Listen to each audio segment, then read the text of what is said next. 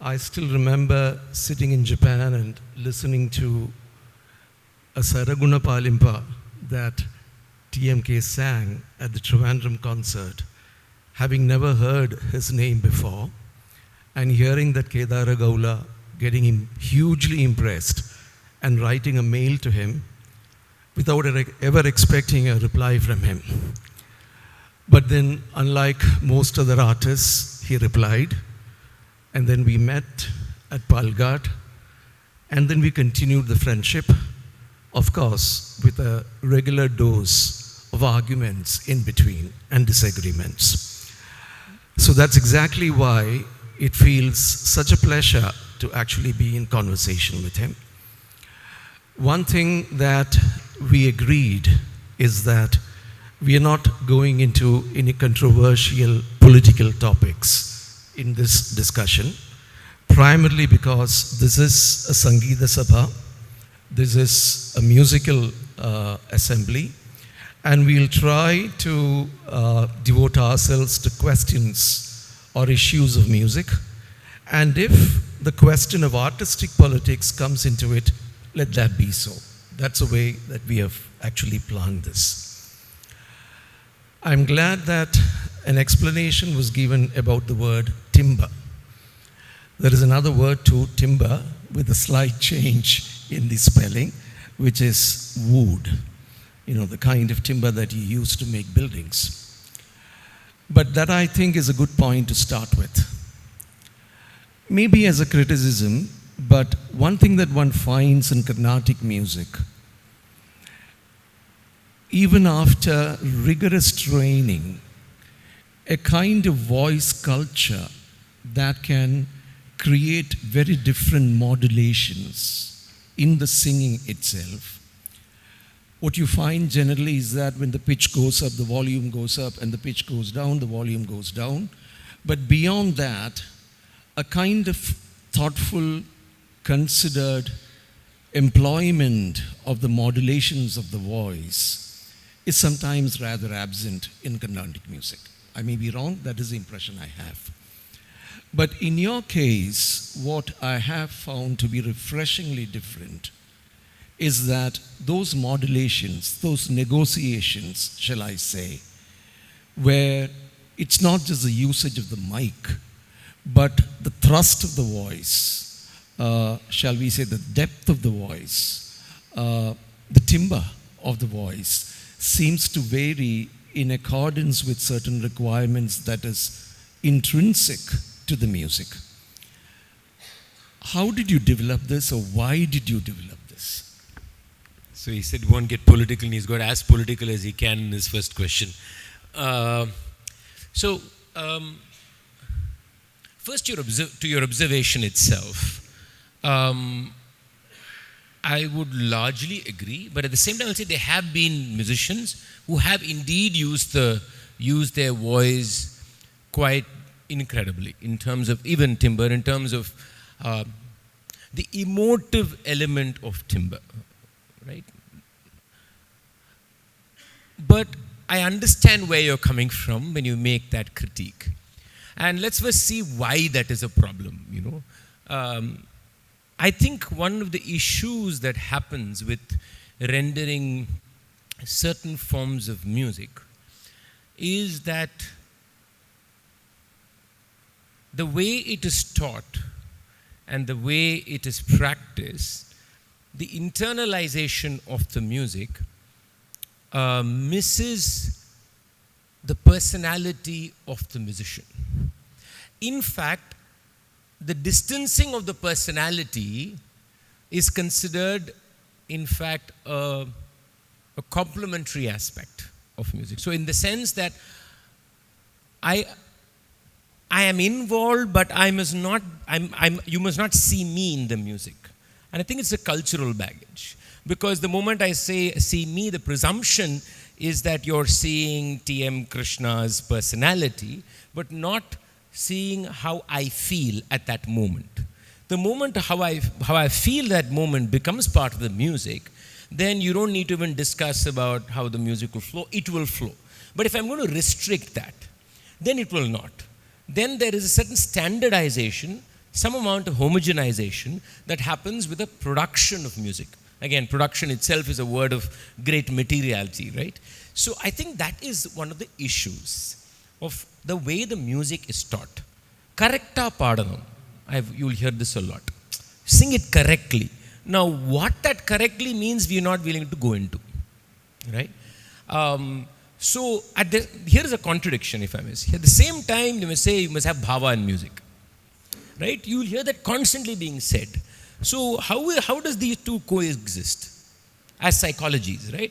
One element you are saying, no, sing correctly, sing, in a certain manner, and that is considered rigor, or that is considered order.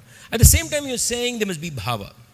So how are we imagining bhava, right? So I think we are imagining bhava in a very external sense, in a very semantic sense. And I think that's one of the issues. We are not willing to see bhava beyond that. So it's a correlation of, say, lyrical meaning, literal lyrical meaning to some extent, to an homogenization of how that should be expressed. So this is why I think you have that, a certain distance is what I kind of feel from your description. Now coming to me, that's a tough one.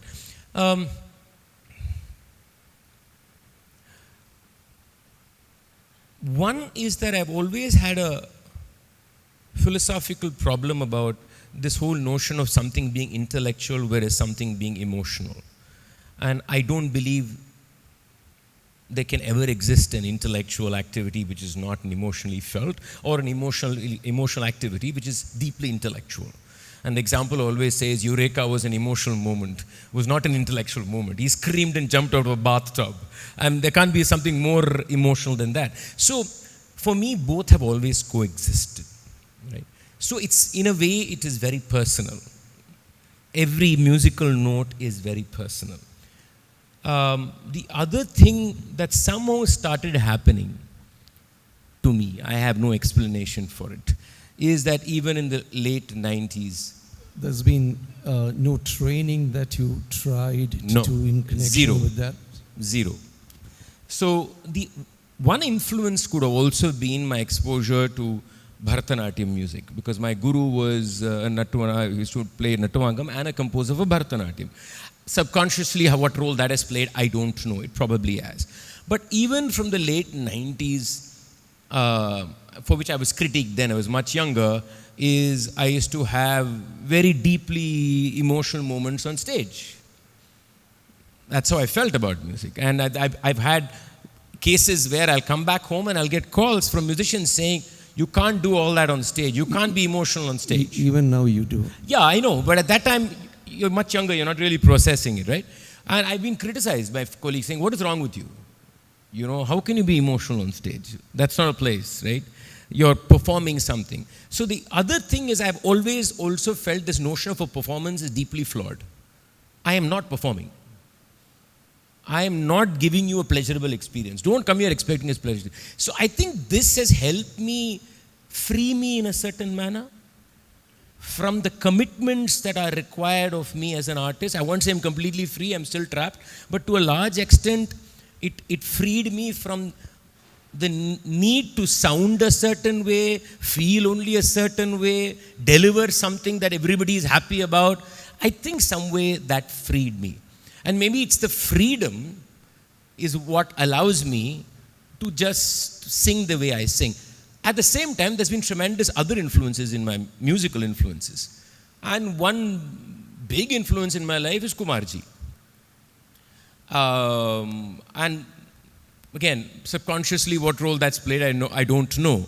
But he's been a tremendous influence in my sound psychology, on the way the sound emotes, right? So I think definitely his voice and his music has had a very, very deep impact on how I emote or how I feel and how I communicate or share that feeling with people. My wife has a different explanation to this. Her explanation is very simple. You don't emote in life, you only emote in music. So you can take that too.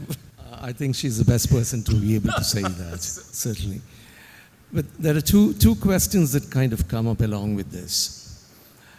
One is this particular Karakta Padanam, to sing correctly.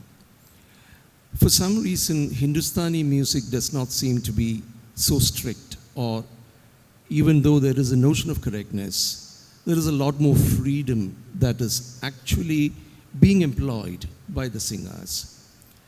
Is there something to do with the development of Carnatic music, especially in the 20th century or from the late 19th century, which actually led to this rather constricted, or rather this idea, I mean, especially when you say it's a neoclassical concept that the artist should not identify with what he's doing, with the character or with the music.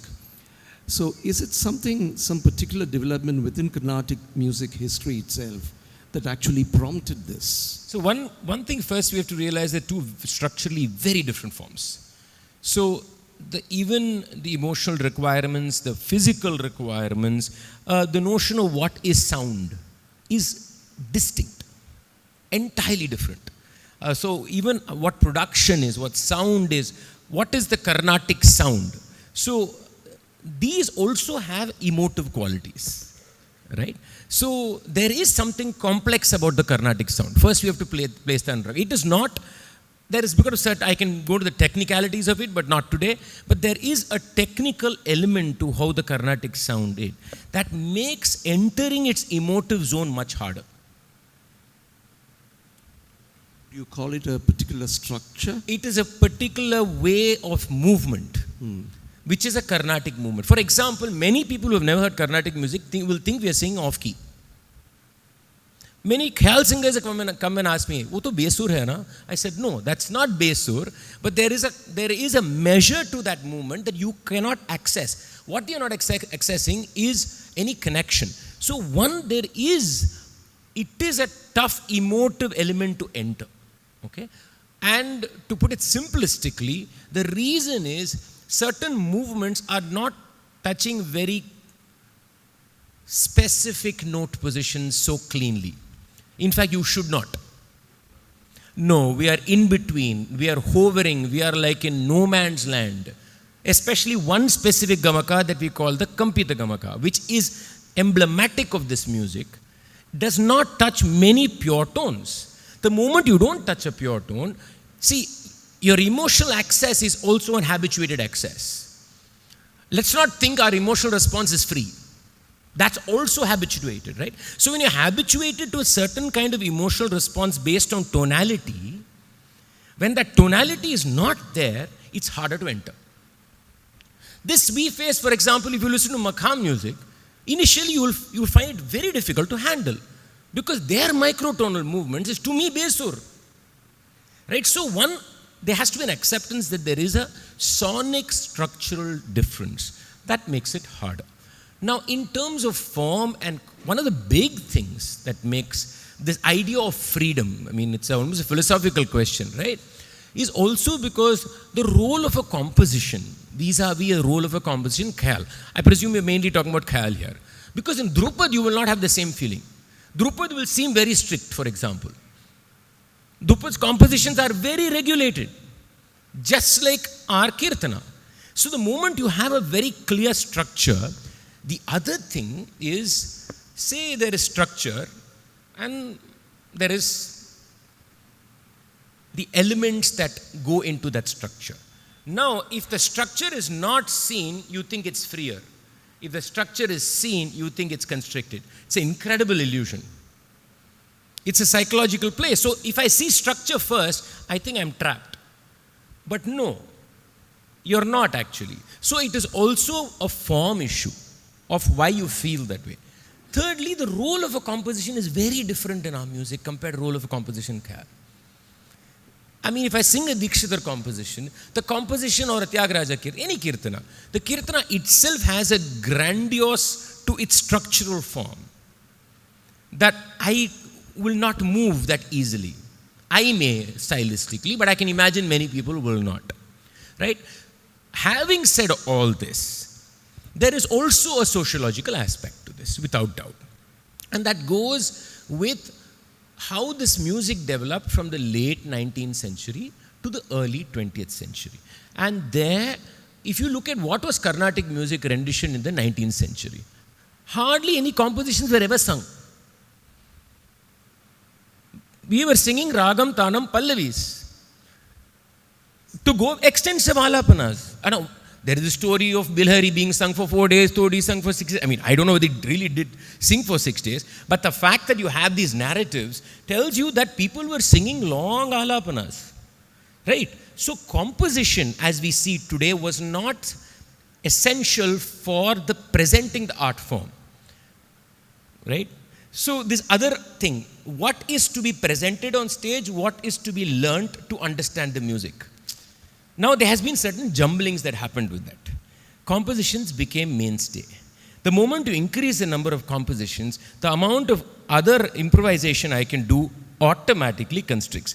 This was a sociological phenomenon. This got to do with community changes. It's got to do with certain communities, the hereditary community of courtesan musicians disappearing from the narrative, restructuring performance to mean only A, B, C, D, E. All this is very new. So I give an example for this, is Bhatkande comes to South India in 1904. Bhatkande comes here because he is on a nationalistic project of creating what is known as Indian classical music. So there are two people interested in this. One was Paluskar, one was Bhatkande. Paluskar said very simple, Bhakti has to unite this country. So Bhakti is the way I'll bring the country together. Bhatkande was a musicologist. He said, no, I'm going to research and find out how we can create a form that represents India. And he means classical form, whatever that word means. So somebody told him all the brains are only in Madras or Tanjavur. Go meet the musicians there. They are the guys who know all the theory. So the man travels all the way in 1904. In fact, there's an entire diary. It's Dakshin Bharat Yatra. He's also traveled to other parts of the country. Fascinating diary. In that, he goes to listen to Bangalore Nagaratnamal. For those who don't know who she is, if she didn't exist, you will not have Tyagaraja Samadhi in Tiruviyar. Very simply put. And if you go to Tiruviyar next time, when you see Tyagaraja there, please turn around and walk to the other side of the whole sands. She is there. And I think we over also a big prayer before we leave that place. So she is singing in what was called Town in Madras. So he says, I climbed the stairs, went up, and she's singing. First, he doesn't like the sound of Carnatic music. He doesn't like it at all. So his idea was theory from South India, sound from Khayal. This will be national music. He had this idea. So he goes, listens to her. She's singing something, and then the audience asks her to sing only alapanas. He says, Keval alap. And she sings a series of alapanas. Now, which means that there was no one format to listen to this Carnatic music. We're talking about 1904.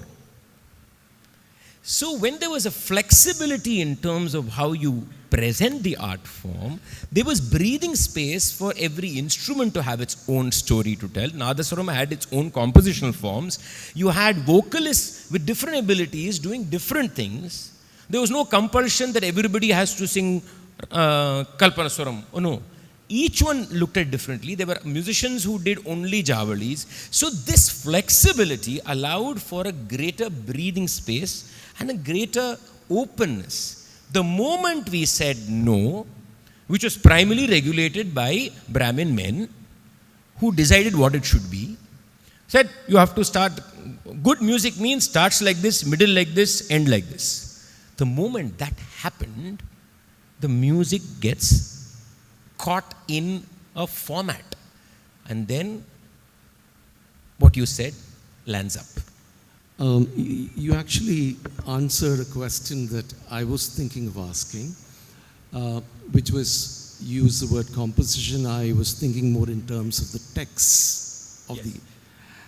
When the texts in Carnatic music seem to have a much greater presence in the music itself, almost inhibiting the possibility of exploration, as you said. Are you trying to return, to some extent, to that earlier possibility of exploration, not just in the alabana alone, but even using the composition to create spaces of freedom where the music can, so to speak, break free or break through. Yeah. I'm not sure if I'm asking the No, question. I understand your question. I very well understand the question. So, I think the problem has never been the composition. The problem has been our perception of the composition. So, and I've argued this ad nauseum. Take any composition of the great composer. If the great and first of all, they were great musicians. I mean, we keep forgetting that. They were first incredible minds.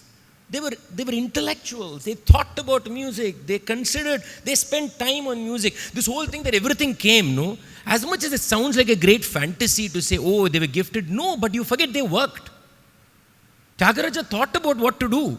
Isn't it amazing to think that he thought? I don't know why we don't want to say Tyagaraja thought. I don't understand why we shouldn't say Tyagaraja thought. Because it's an incredible celebration of a mind. Dikshidhar definitely thought. If you analyze it, and I've spent a lot of time analyzing them, so I'm not speaking off the cuff. I'm happy to, people just look at two compositions. I've analyzed about 300 compositions. If you take any of the great magnus opus, the great compositions, it's clearly evident that the textual meaning was one element.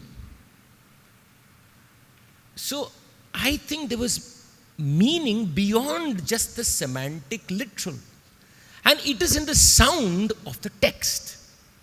For example, why do we need prosody? Even in poetry, think of it. Why do we need prosody? Because there's something about sound, about memory of sound, about repetition of sound, of play of sound. So they played with sound. They played with consonants. And the most important thing for a composition, by the way, is vowel. If you don't have enough vowel space, the composition is gone. Because vowel space is where music happens. The consonant is uttered and extended by a vowel. If the vowel is hraswa always, there can be no movement. So they need a dheergha vowel for movement. This is true of any kind of music. And you look at their composition, sometimes you don't even know what word you're singing. I had a master class I conducted last week, and I was teaching this incredible Dikshidhar Kirtan called Sri Valmikalingam. The charana, if I stop any student and say, tell me the words, they'll have no clue. It's Kurukshetra. Ku is here, Ru is there, Kshe is there, Tra is there. Now tell me, doesn't Dikshidhar know he's doing that? Why did he do it? He's also saying Kurukshetra, but what is he doing with Kurukshetra? Why can't we see that there is an abstract meaning in every one of those sounds? Kshe must do something to you. Ku must do something to you, not only Kurukshetra. And I think that's what I seek. That is what I seek. I seek a beauty in every one of those sounds. I seek a meaning. And I think the moment you do that, the composition just boom. It just explodes. And it's just magnificent. You can just look at it with a jaw drop and say, oh my goodness, what are we looking at here? And I think that is what we are not allowing ourselves to feel. Because we forget language is sound. We forget that the most incredible part of language is how it sounds and how it is said. And depending on the voice, the timbre of the musician, ku will sound different. I even argue that, say, if there are Tyagaraja Kirtana, which has been translated literally into Tamil. I argue they are two different compositions. You may have the syllable in the same positions, you may have the same meaning, but if ku is replaced by pa, it's a different meaning. Because the way pa moves with that note, the way ku sound moves changes the meaning. So the emotive power, or bhava as we go back, lies in every one of these layers. And I think that's what I seek. And that's the magnificence for me. Or in other words, interpreting the form itself in a certain manner. Absolutely. And I think people misconstrue that I'm saying language is irrelevant. No, I'm saying is language is relevant in a manner that's far deeper than just what the word is saying. Exactly. That's what I'm actually saying. It's relevant in a far deeper sense. And I think that the great composers were already showing us there. And there's a classic example I use a lot in Akshay Linga Vibho, Daksha Sikshana Daksha Dara Sura Lakshana Vidhi Vilakshana Lakshya Rakshana Bahu Vichakshana Sudha Bhakshana Guru Kataksha Vikshana. Now there's so many kshas. Are all the kshas the same? Never. Every ksha is in a different position. Why? So then every ksha means something else. The moment ksha curves, it's a different ksha. The moment ksha is constant, it's different. This is the way we must see Sahitya. The moment we see Sahitya like this, then I think there is incredible freedom to just watch. But that brings us to a rather touchy question. When you said that this structuring of a singing or a music program happened from the late 19th century and then 20th century, and that it was actually auspicious of the Brahmin male. We are also referring to Ariyakudi Ramanuja Iyengar and the Kacheri, the format of the Kacheri Sampradaya. It also stands to reason that particular Sampradaya came to be in the context of what one would call a change in the concept of time. Mm-hmm. If probably earlier it was possible for a singer to sit through and sing through the whole night, say in a court, the name Kacheri comes from the court. But with the modern kind of timings of life, music came to be seen primarily as an evening kind of, not entertainment, but an evening vocation. And that's where the Music Academy actually restricted the Kacheri to a space of 3 hours. Are you trying to suggest, I'm trying to goad you, are you trying to suggest that that Kacheri Sampradaya itself, even while it opened up the possibility of a number of different compositions and creating a variation through the whole concert and showing up different facets of Carnatic music or music in general, was also a limiting influence? I'm going a step further. I'm saying this illusion of it giving us a variety entertainment is just nonsensical. I am not here to give you variety entertainment. Carnatic music is not about variety entertainment. I think that notion itself is false. There are multiple falsities here. So one, I do think that definitely the Kacheri format is fundamentally, in its structural form, a limiting aspect. Which is why 20 years ago, I dropped it. Okay, it's been 20 years now, it's quite a long time. Two, but I also think that this idea that, many people say, variety, Venu. What variety?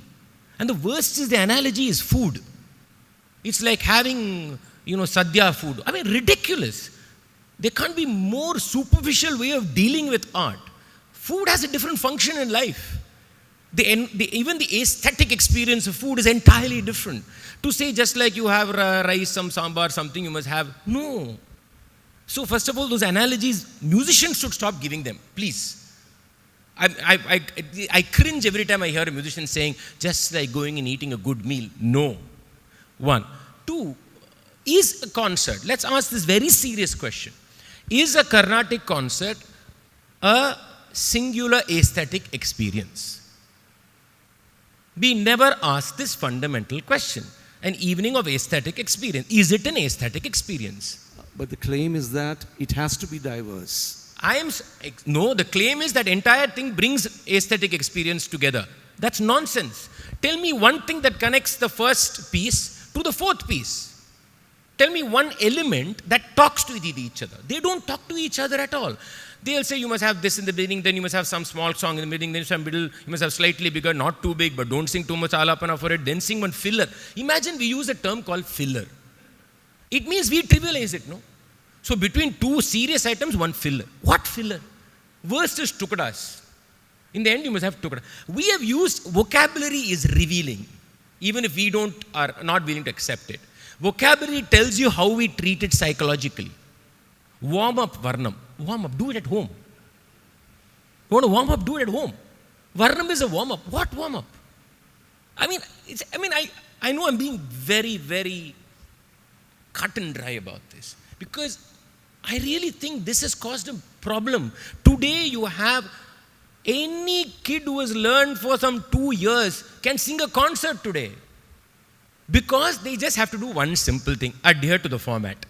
Sing little alapana, little narva, little swaram, sing format correctly, nalla kacheri. Good. Rubbish. It was nonsense. So now we've reduced this entire music to how well a format is presented. We have actually turned the table on the artistic form entirely. Right? So that to me is not acceptable. I am willing to say, okay, if you want this to be one kind of a reflection of the art form, fine. It may not be my choice.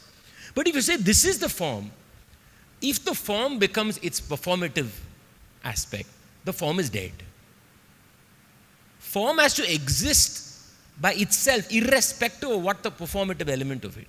Today we have completely destroyed the form and said only when it adheres to the performative norm, it's the form.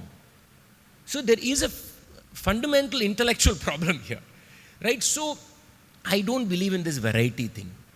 I'm asking, okay, what does it do to the aesthetic experience of the concert? Nothing. But you're so habituated to that format, if I tick the box of the format, you're willing to say fine. It's also, you're so habituated that anything that is a deviation disturbs the people who are habituated to that. That's one. Yeah, but reason. that's what artists are there for, to disturb you. Yeah, absolutely. But then can I ask you, so are you aiming at what you yourself termed a singular aesthetic experience from a concert? Well, I try. I'm also limited by my own compulsions and my own baggage, which I've tried to shed to the best of my abilities. I still think there are certain things I'm unable to shed. But I do. I've tried many things over the years, last 20 years, to try and see if I can respond to every flow. The difficult thing in that, and I recognize why it's difficult, is you have to be completely alive in the moment of music, constantly, to be able to move with it and to make sure the flow actually happens. Or you program a flow in advance. That's also fine. For me, that doesn't work. It's a personality issue. So I have to be completely alive to the flow and allow the flow to move from raga to raga or a composition to a composition. Sometimes I don't feel like letting go of a raga. I'm like, just stay here for a while. Okay, I'll sing 3 compositions in it. Maybe I'll sing. So then you're trying to find some way by which the entire concert, or whatever you may call it, has a certain flow and a connectivity which aesthetically talks to each other in some manner. It could be raga, it could be laya, it could be text, it could be so many things. So that's what I hope every time I sing, I'm watching. But sometimes I'm also not attentive enough. When I'm not attentive enough, I'm not good at it. It doesn't work out. But if I'm attentive enough, I think I do a fairly decent job of watching. Just as a parallel, if you look at the grand operas of the Western musical sphere, there is a different concept of the singular aesthetic experience, where ultimately there is what one would call a composite totality of experience of the performance, but within which there are movements, and there may even be contradictions, so to speak. Absolutely. So can such a structure be thought of? No, it's already there. When I said flow, I meant contradiction is also a flow. A flow is not necessarily a congenial happening, always. The flow can also be a contradiction. Sometimes you just feel like giving it one break, and that break kind of moves it. For example, we're talking about not text, but let's talk about text for a difference. Sometimes when I present a composition that's not, say, traditionally there in Carnatic music's repertoire, beside a composition of Tyagaraja, I am creating an aesthetic chasm. And that's intentionally done to create a certain movement. Now, what comes out of that movement is not in my control. But yes, I think cuts, breaks, redirections, even opposites are part of this umbrella. The advantage in an opera is there's a narrative, and the narrative holds. In an abstract form, there's no narrative. So the narrative, so that's why it's much harder, because you have to create a soundscape, which is the overall body. But in a way, we already know that, if you think of it, right? Let's look at it this way. If I was going to think of a concert as a raga, just hypothetically, take raga Kamboji. Now, we know Kamboji has an overarching soundscape. But within that soundscape, you have so much which doesn't talk to each other sometimes, compositional forms that are so different, interpretations that are contradictory, movements that are spelled differently by different artists within one umbrella.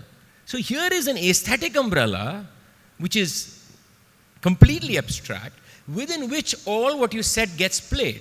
So in a way, if an artist thinks carefully, feels carefully, they already know this. I'm saying if you extrapolate this philosophy into the way you think of the entire form, then you have something there. You have something there. This actually happened to me. So when I first, years ago, when I changed the way I was performing, I was just trying to respond more than anything else. And like I tell people, they think it was easy for me. No, I went through hell. I really went through hell. Yeah. So I remember a friend of mine, a colleague, very dear friend. I know he was very uncomfortable with what I was doing, but he's too nice a guy to say anything. But, in one of these phone calls, we speak once in 6 months. He said something to me, and I just said, yeah, okay. What are you doing? Or something like that. And that what are you doing said it all. I didn't say anything to him. I kept quiet. 6 months later, he suddenly decided to come to my concert. So he came, sat at the concert. Concert got over. I went back home. Usually your colleagues call you. He didn't call me. That night, late night, he suddenly called me. He said, hey, there's something happening here. So I said, what? He said, no, there's something happening here. I'm not able to tell you what it is, which is why I didn't call you. But there's something happening here that I forgot the notion of a structure. I was able to just listen, and I'm constantly singing it at home. I said, okay, something good has happened today. We'll leave it there. So I think it's also whether we are willing to free enough to feel it and get drawn into it. And I actually think the next generation is doing a lot of interesting things. They're probably taking this discourse way, way, way ahead of what I thought of. And I think they're coming up with some very interesting ways of looking at how they're looking at music or ragas or composition. And I think the next 20 years is going to be fascinating to just sit back and watch. Thank you. One interesting thing is that there are different reactions from the audience, as you said, Some people feel something singular that seems to have happened in that concert. Some people feel that they would be much happier with the older concert format. I've been told, where is the old TM Krishna? Yes, it was old TM Krishna.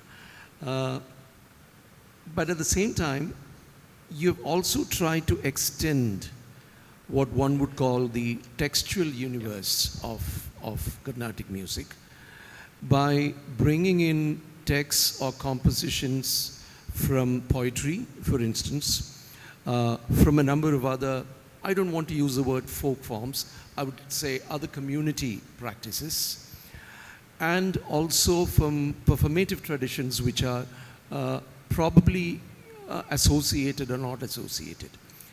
Carnatic music has a history of this incorporation. But now, when you are actually going, say, beyond the purview of what it has been doing till now, and if you look at the last, before your time, say for the 40 years, there's been not much of an extension of the compositional universe. How difficult do you find this?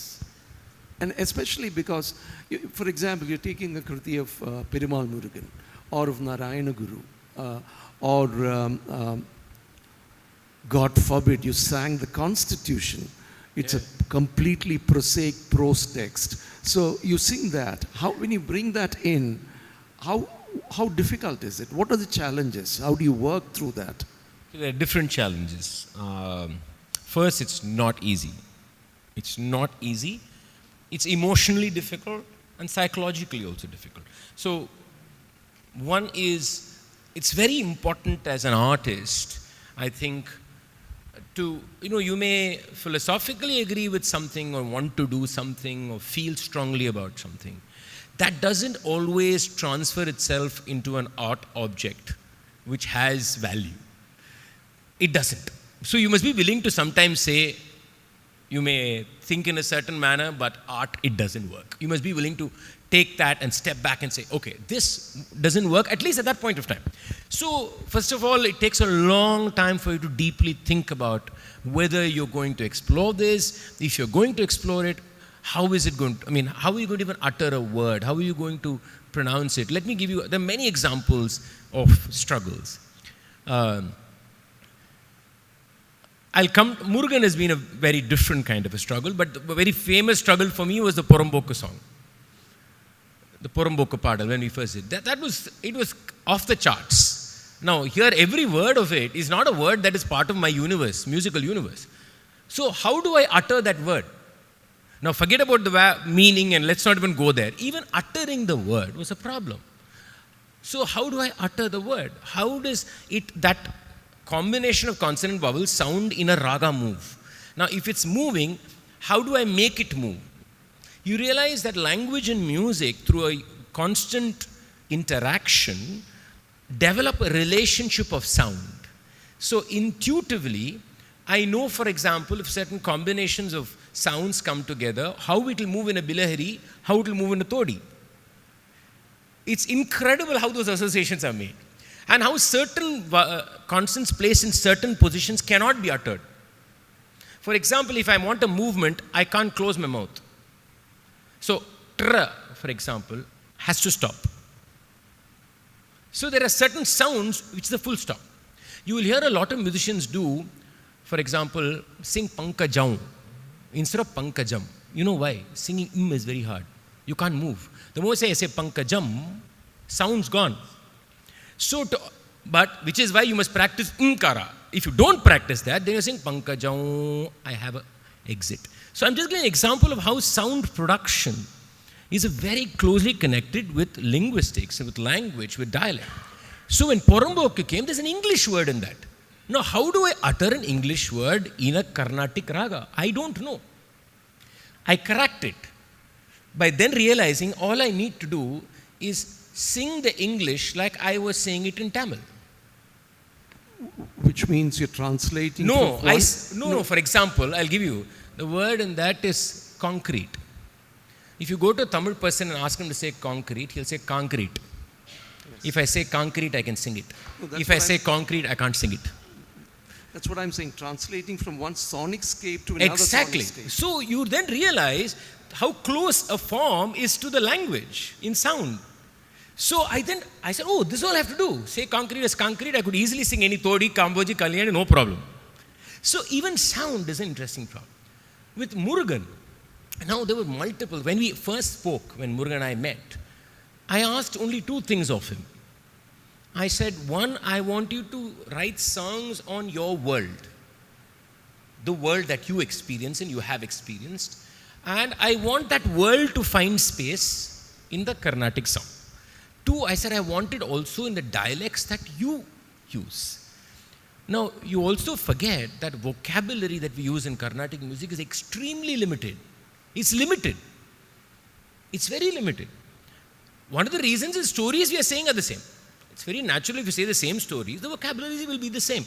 You will find synonyms for certain words, but beyond that, you're not saying anything else different. So the vocabulary will be from one basket. The moment I say expand the landscape, vocabulary changes.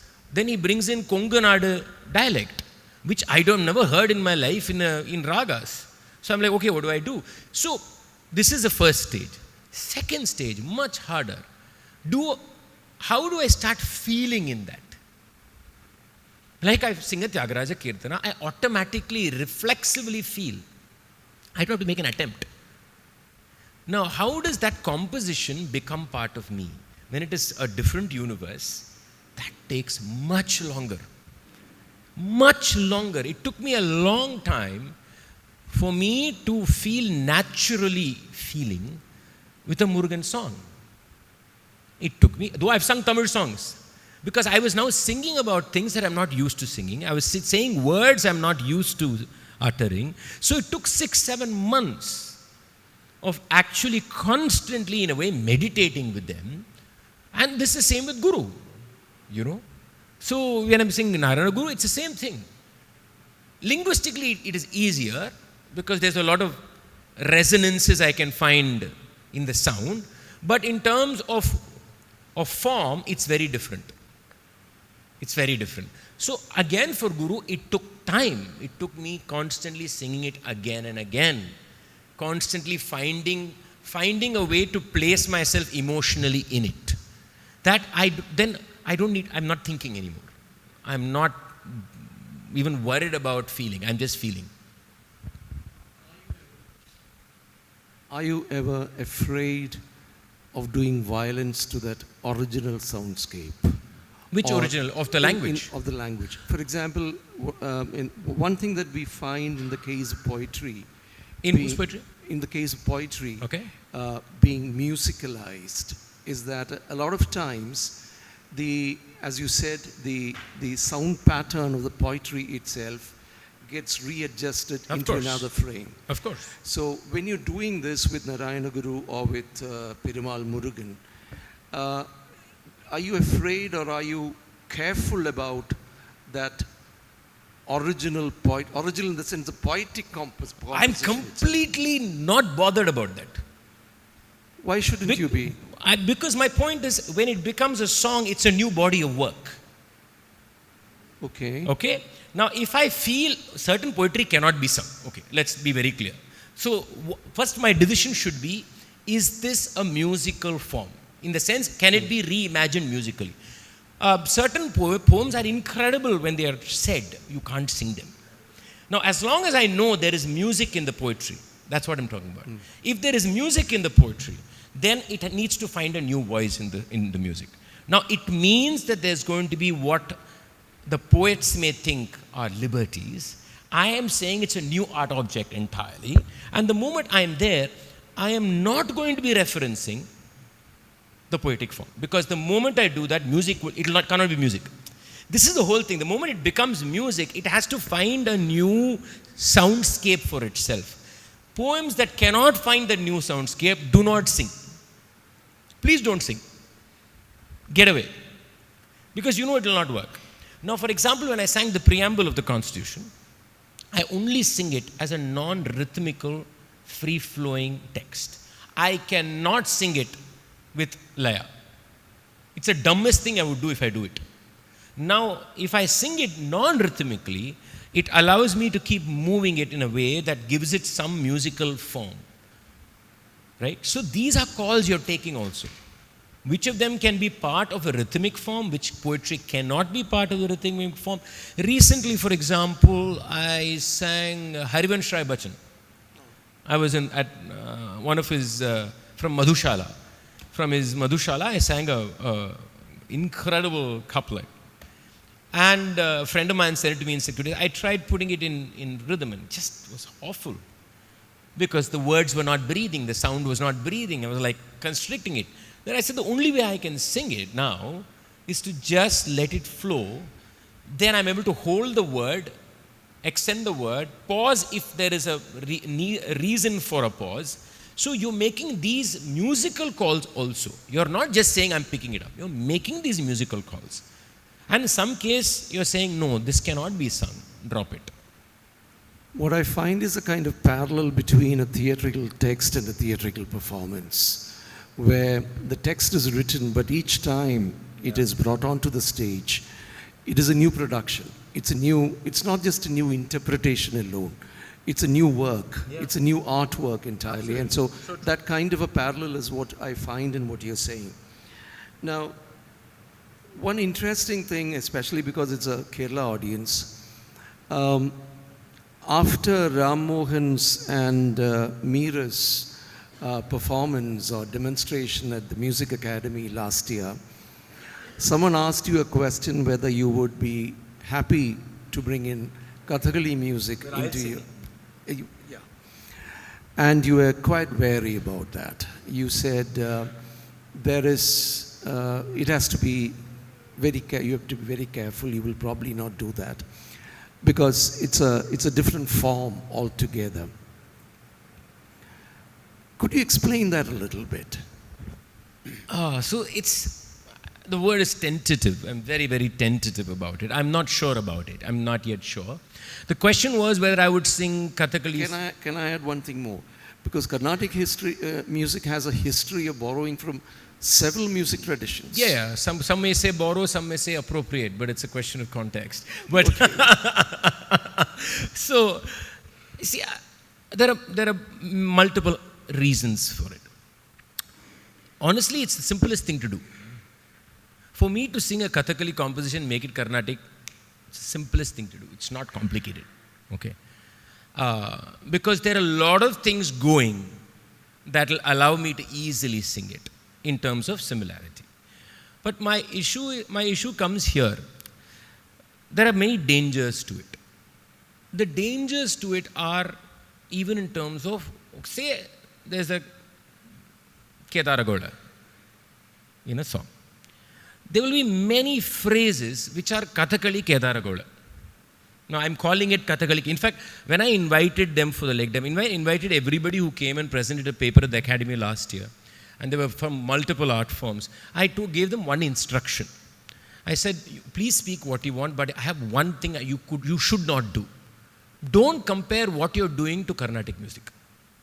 Speak of it as what it is part of your form. Don't say, we sing this in Kannada, you also sing it. I don't want to hear that. Because that's not, so one of the problems is, say if I take this Kedaragoda, will I start ironing it out of the phraseologies that it already has to make it Carnatic Kedaragoda? It's a very delicate issue. And now, will I allow that sound of Kedaragoda to enrich my Kedaragoda? That's the question I should ask, and I should think deeply about it. And if I do, what are the limitations in that enrichment? Can I, for example, say there are certain phrases I pick up from a Kedaragoda in Kathakali music. If I sing an Alapana for a Tyagaraja Kirtana, can I incorporate that there? So there are many multi-layered questions I need to think about. This is aesthetically many things. Similarly in Laya, same questions happen in the terms of how the composition flows, the Laya of the composition. Will I make it Madhyama Kala because it wants to suit my Kacheri plan? Will it remain, it will not remain Kathakali's form, but will it have an identity that makes that interpretation valuable? Is something I don't know at this point of time. I'm willing to collaborate, that's a different thing. Whether I'll sing it is a different thing. One other aspect is there is a sociological aspect to this, which is power inequality. And I cannot ignore fundamental power inequality between me, T.M. Krishna, a Carnatic musician, and people who sing Kathakali music. Now tomorrow everybody, say I start singing many of those compositions, everybody wants me to sing that composition. It's deeply problematic for me. I'm concerned. So there is also that social aspect, but there's also aesthetic. What does it mean for me to take a composition? What will it do to Carnatic music?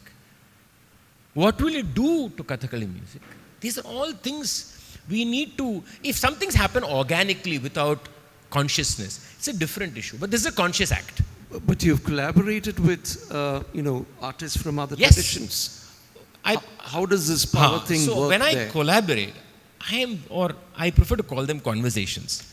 So whenever I have these conversations with multiple art forms, I'm I try my best to be at least, very attentive to this problem. I'm not there to pick their composition and make it mine. No. I'll try and find ways in which we can find common ground. I may sing a few lines. We'll find common ground. At places we may not find common ground. I want to allow for that tension to also play, and the tension allows for distinct identities also, right? We try our best to allow that to play. It's not always successful. Sometimes I fail. Sometimes I do overstep. And then like, what did I do? And so for example, I mean, there's still this composition. I've still not asked Mr. Rajagopal about this composition. Mr. Rajagopal is a great Katekuta artist. We do something known as the Carnatic Katekuta. And we do an incredible scene with him, which is the 18th day of the Mahabharata war. And basically, Duryodhana is waiting for Bhima to come and kill him. This is a scene. And Rajagopal is magical in this scene. It's basically his fears. Okay, and he has a Katyakaran who is like, not the Sutradhar, he is the connection between the myth and the real and the fantasy and the story and all that. So he is basically teasing the king, Duryodhana. And in the beginning of that scene, there's one song which I learned from him because we sang along with the scene. It's a beautiful song. Kopama Guma Bhupati Kori Vandavartan Peril Unakitanai Kopama Guma Bhupati Tararararara re re re re re re ra ra ra ra ra ra ra re re re re Kopama Guma. It's a haunting tune. I just loved it. Okay, and it's a very interesting melodic identity. Okay, I'm good. I sang it once with an alapana. And after singing it, I was deeply concerned. I said, okay, what have I done here? You know, yeah, I may find it fascinating. I didn't sing it home, but I brought it on stage. Now, nobody has heard Rajagopal sing that. But here I am sitting in Bangalore, and I have sung it on stage. I have never sung it after that day, till today, because I have still not had that conversation with Rajagopal. I need to talk to him. I need to understand how he views this entire movement. So, the temptation is very high. Because especially artists, we are always seeing things, feeling things, noticing things, and the temptation to like, what if I do it is very high. We're very greedy people too. Huh? So, but I think there needs to be some amount of pause and a certain amount of consciousness and say, okay, why am I wanting that? What is it adding to this conversation we are having? So, I'm not saying it should not be done or should be done. I'm just saying that there needs to be a great amount of thought gone into it, and with a lot of sensitivity and care. Only then I think it will work. So at least we should have a couple of questions from the audience. Krishna would like that. Oh, absolutely, sure. Please, just a couple of questions. Yes.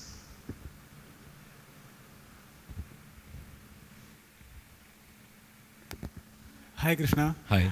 I know you hate music technologists, but Music? Technologists. I know where you get this impression I heard from. you saying that once. I've said it, is it? Yeah, Oh, yeah. shoot. Okay, then I can't even lie to you. Go on. It's okay. So ignore me as a person. So I'm working on the music evaluation space, especially singing evaluation. We were part of the COM project. Part of the? COM project that you were part of in. I worked on that project, yeah. Yeah.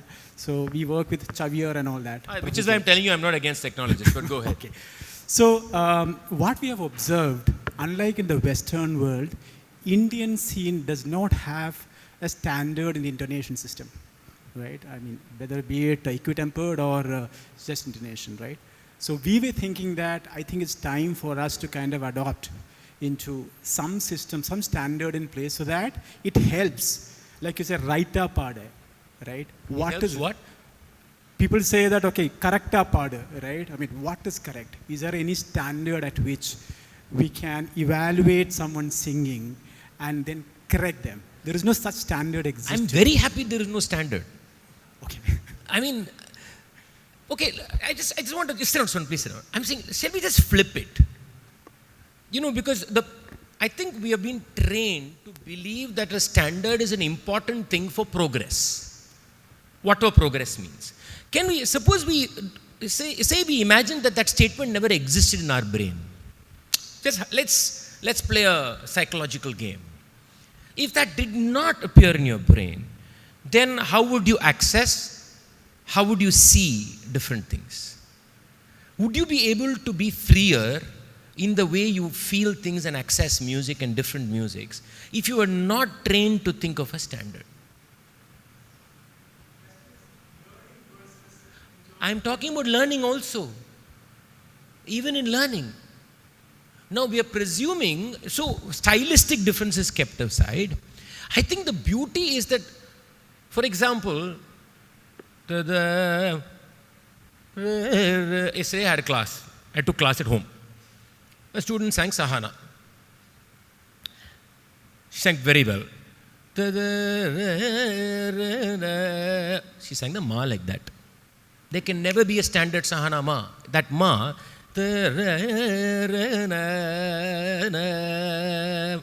can be anywhere. That's also correct.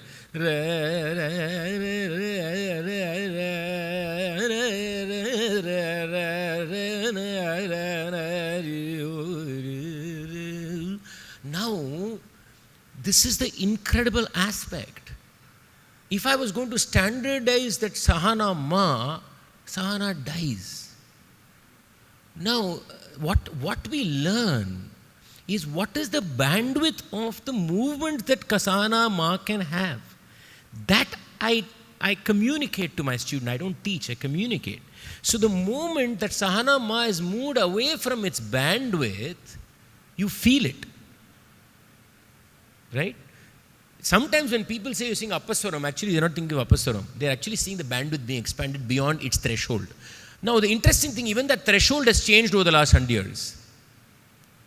That's the interesting, fascinating part. So even the threshold of what was that Ma is also a movable target. Now that's how a musical form will be able to grow. The problem we have is when we want to understand something and correlate it, we struggle. And our simple answer is, let's standardize it so that we don't struggle. It's actually a cop-out. And then we say it's easier to teach. That is complete rubbish. I'm sorry, but anybody who tells me it's easier to teach because you can standardize is just rubbish. I will not use any other word for it. Then, it's like this. I had this conversation AI with somebody, in ISB actually. And we were having this chat about AI and all that. And I said, my problem with AI is not the problems people are discussing. My problem with AI is the fact that if you're going to sanitize the way you experience life, which is what AI will do, it will sanitize the way you see, sanitize the way you hear, sanitize the way you touch. Very soon it will be touch. We're not having it now. Taste too. So if it becomes that, then are we all going to see the world from one singular aesthetic prism? That's the fear for me. It's not anything else. And I feel that we want that. We want everything clean. Even our simplest, just look at our technology that we have today on a computer. What do we first do? We clean it. We take away those small, even off, and say, no, let's position this, let's move it here. This obsession for everything to be clean and pakka is part of the standardization process. And to me, I think we should flip the question and say, no, instead of saying we standardize it, can we create a mechanism of understanding this with a different set of tools? I'm still saying use technology, by the way. I was a hardcore proponent of that project. I worked on it for 2 years. So I'm completely for using technology. But I'm saying, can we be more creative in terms of the frameworks you're creating? Instead of saying this is a convenient framework, let's make sure this falls into that framework. Flip the question on its head, is what I would say. I'm terribly sorry. The organizers are looking cloaks and daggers at me. We'll take that question. He's been raising his hand. There you go.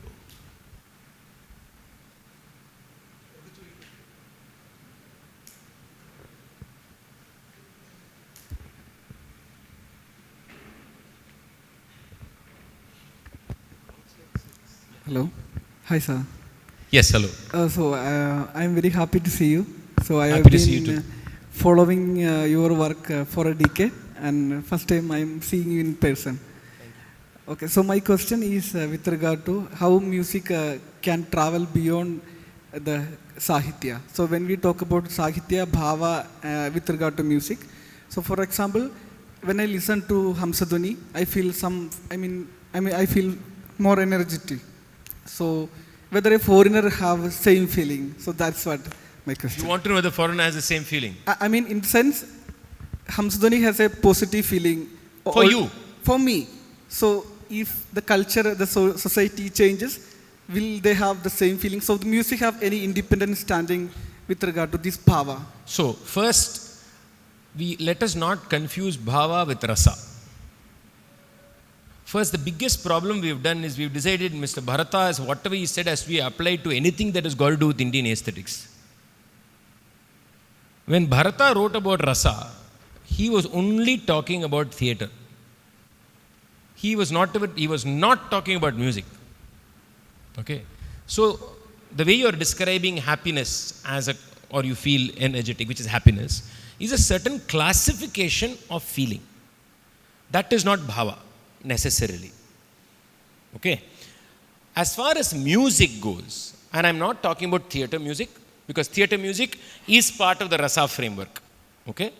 As far as musical forms like Carnatic music go, anybody can pick up any bhava from any raga. There is no one way of me defining it. Why go to another culture? In this room, 5 people may feel differently. And it's possible. That is the most beautiful aspect, right? And again, for that example, I will give you. You take Tyagaraja Kirtana or something.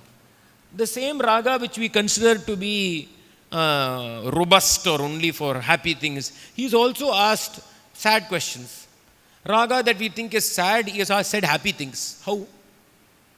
So he is not classifying a raga in terms of it being sad raga, happy raga. No, he is not classifying. A raga can have multiple bhavas. And one other thing, I wish we will stop classifying the bhava itself in music. I wish we will stop doing that. Because in an alapana, you don't have to say this alapana made me sad or made me happy. You can feel without that. It is possible tomorrow Hamsadhwani also makes you drowsy and you go to sleep. I can make you sleep very easily. So, I'm just saying, just whatever bhava you feel, happy or sad, it's part of the raga's character. And raga has so much character. So much character. And also character will change. If I sing the composition differently, the bhava will change for you. You will feel differently. So, if M.D. Ramanathan sang one composition, compared to G.N.B. sang one composition, same composition, your experience is entirely different emotionally. How? Same composition. Because the laya changed, the expanse changed, the articulation changed, the voice changed. All that will change bhava immediately. Why me sing the same compositions in 2 days can be totally different. Sometimes when I have cold, everybody will cry. Because my throat automatically has one. So everybody's feeling is high. I'm not joking, I'm very serious. And we as artists know every one of this. We are very smart people. Huh? We know how exactly to move our voice to invoke something in you. I always say, remember, bhava is technique. I mean it as a compliment. Bhava is technique. It is not something that falls from the sky. No. It's deeply emotional. Don't think, the more I say technique, people think technique to be something like working in some tool shop or something. No. Bhava is technique. To be able to place yourself in a position of bhava, you go through a certain technique. And then to be able to transfer that in your voice and move it, like he asked in his first question, to come a full circle. In his first question, to be able to move it is technique. So, bhava is a very fluid thing. It's a very fluid thing. So, we should not stick, which is why I say bhava comes from this, bhava comes from that. Bhava is bhava. That's it. Full stop. I'm sure there are hundreds more questions, but unfortunately we don't have the time because something much more enjoyable and much more important is awaiting his concert. I thank Krishna for his time and his patience, and I'm sorry to the audience if I've missed out any major questions that you thought was important. I'm limited by my own ignorance, so to speak. But it was a splendid conversation. Thanks a million. Thank you very much. Thank you, Ami. Thank you for such a lovely conversation. Thank you so much.